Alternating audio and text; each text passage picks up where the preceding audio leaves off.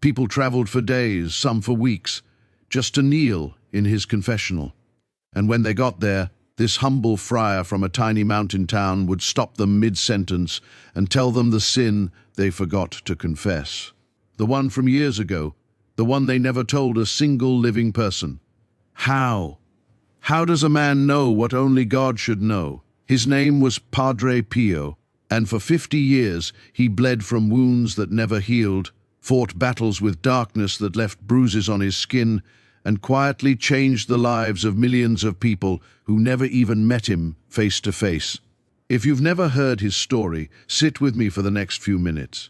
And if you have, if his name already means something to you, I want you to pause right now and think about the last time you truly felt his presence, because by the end of this you might feel it again. Let's begin. Padre Pio was born Francesco Forgione in 1887 in a small farming town in southern Italy called Pietrelcina. From the time he was a little boy, something was different about him. He wasn't just a child who prayed. He was a child who saw visions of Jesus, of Mary, of the saints standing right there in the room with him, as naturally as you'd see your own brother or sister. He also saw something else, something dark. From a young age, he described being attacked physically by what he called the enemy. Most people would have called that a nightmare and moved on with their day. Francesco lived it as a nightly war. He became a Capuchin friar as a teenager, taking the name Pio. And it was in that quiet, disciplined life of prayer and poverty that everything about him seemed to deepen. His suffering, his gifts, and his closeness to God.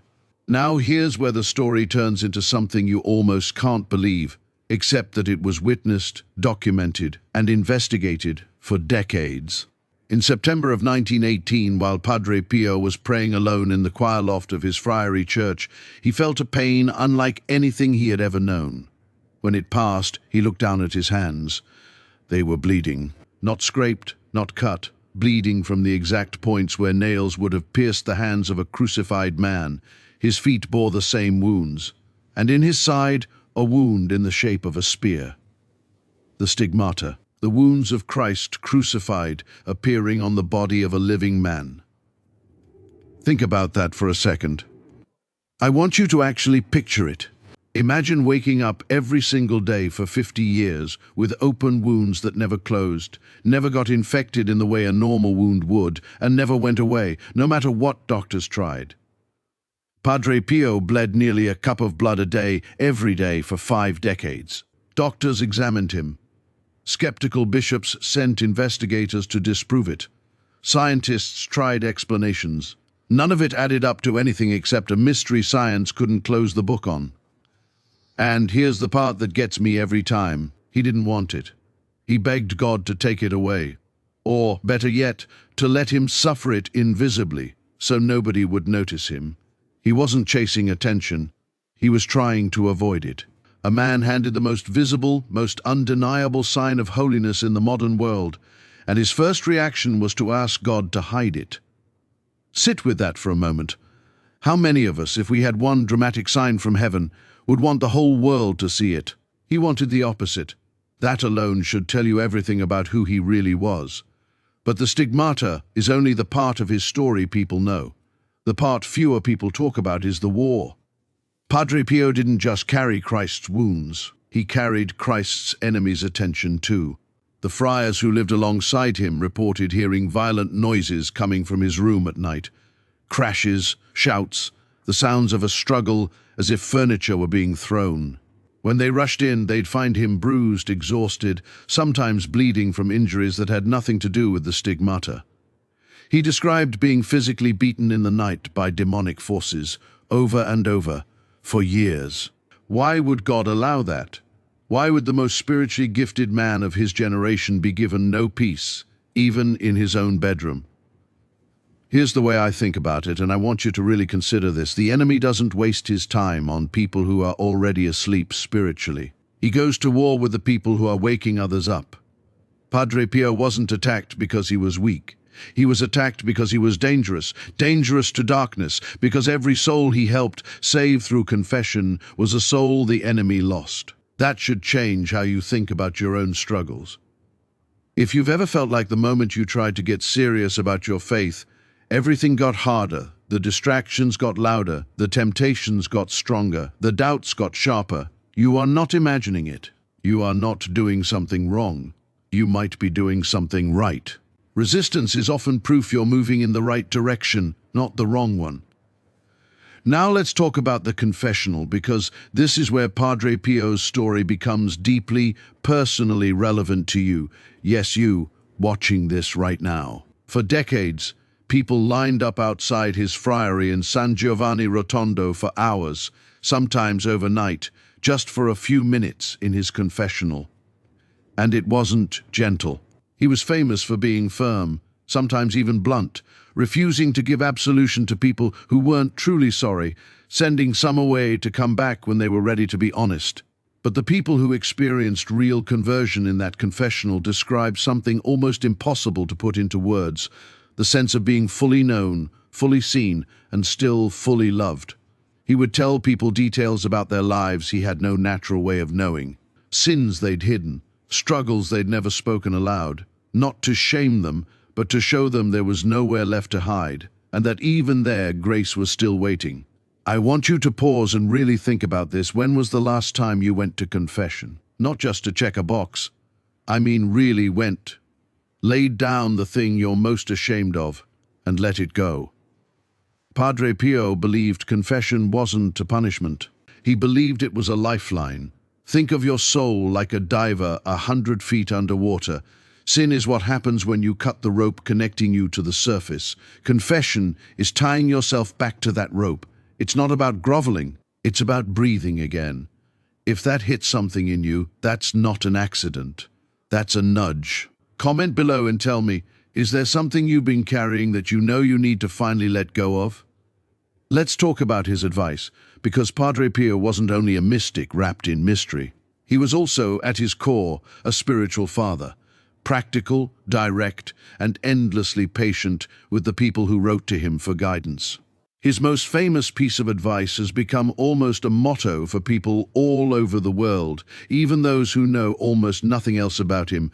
Pray, hope, and don't worry. Simple words. But live inside them for a second. Pray, because you're not meant to carry this alone. Hope, because the story isn't over, no matter how dark this chapter looks. And don't worry, because worry has never once solved a single problem it claimed to be helping with. He also had a deep, deep devotion to the rosary. He reportedly prayed it dozens of times a day, calling it his weapon, not a metaphorical one, a real one, something he genuinely believed had power over darkness itself. Think of the rosary the way you'd think of a rope thrown to someone drowning. It doesn't matter how strong the current is if you're holding on to something that doesn't move. Here's something practical you can actually use today. If your prayer life feels dry, if you find yourself yawning through the rosary, losing your place, mind wandering to your grocery list halfway through a decade, you are not failing at prayer. That is one of the most common experiences in the spiritual life, and Padre Pio himself talked about dryness as a real and even necessary season of faith. Here's what to actually do about it. Slow down. Don't rush to finish the beads like a chore. Pick one mystery, just one, and actually picture it. If you're praying the sorrowful mysteries, don't recite the words on autopilot.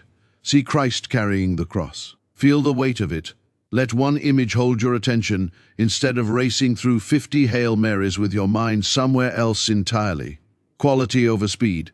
A single decade prayed with your whole heart outweighs a full rosary prayed on autopilot. And if you catch yourself yawning or drifting or feeling nothing at all, don't panic and don't quit. Some spiritual teachers, echoing Padre Pio's own experience, actually see that dryness as a kind of invitation. Your faith stops being about feelings and starts being about faithfulness. Anyone can pray when it feels good, showing up when it feels empty. That's where the real relationship gets built. Now I want to tell you about something that reportedly happened involving a young priest who would go on to shape the entire 20th century. According to accounts that have circulated for decades among those who knew Padre Pio, a young Polish priest named Karol Wojtyla, the man who would one day become Pope John Paul II, visited him early in his priesthood. The stories say Padre Pio recognized something in him, something about a future neither of them could have explained at the time, and offered him a kind of spiritual encouragement he couldn't have known he'd need for the enormous path ahead. Decades later, that same man, now leading the church, would be the one to declare Padre Pio a saint. I share that story carefully because these details have been passed down through devotion more than strict documentation. But the deeper truth inside it is undeniable, and it's this: you never know, in this moment, who is standing in front of you or what God is quietly preparing them for. The person you encourage today, the stranger you're kind to, the struggling soul you pray for without them ever knowing. You might be planting something that changes history, and you'll never see the harvest. That should change the way you treat people today. Not because you're trying to be someone's Padre Pio, but because you never know whose story you're a small, invisible part of. There's one more thing about Padre Pio that I think about constantly, and it's this: bilocation. Multiple, separate, credible accounts describe him appearing, physically, visibly, in places far from his friary, while witnesses swore he never left his cell. Soldiers in World War II described seeing a friar in the sky over the town, protecting it from bombing. People in different countries reported him appearing at their bedside during moments of crisis, offering comfort, then vanishing. Whether or not you can fully wrap your mind around that, here's the point I want you to walk away with. Padre Pio believed, with everything in him, that prayer travels, that love travels, that you don't need to be standing next to someone for your prayers to reach them. If you've been feeling helpless about someone you love who's far away, sick, struggling, distant from you or from God, you are not helpless. Your prayers are not staying in that room with you, they are going somewhere. If you feel Padre Pio's presence right now, even a little, I want you to tell me in the comments. I mean it. Sometimes the reason a video like this reaches you at exactly this moment isn't random. So what do you actually do with all of this? Here's what I'd ask of you today, in Padre Pio's own spirit. Simple, direct, doable. First, go to confession. Not eventually. Soon. Stop carrying what was never meant to be carried alone. Second, pick up the rosary, even if it's just one decade, and actually mean it. Slow down. Picture the mystery. Let it be real instead of routine. Third, when the dryness comes, and it will come, don't confuse it with failure. Keep showing up anyway. That's not weakness. That is, in fact, the whole game. And fourth, remember that you don't know who you're quietly shaping today with a kind word, a small sacrifice, a prayer said for someone who will never know you said it. Padre Pio spent 50 years bleeding from wounds he never asked for, fighting battles most of us will never see, and sitting for hours in a wooden box just to help ordinary, broken people find their way back to grace. He didn't do it for applause. He did it because he believed, down to his bones, that every single soul was worth fighting for. Yours included. If this reached you today, don't scroll past it like it was nothing. Like, comment, and subscribe if you want more of these stories. Not for me, but because there are people in your life who need to hear this too, and sharing it might be the nudge they've been waiting for. And before you go, take this with you. Pray, hope, and don't worry. May Padre Pio intercede for you, and may God's peace hold you until we meet again.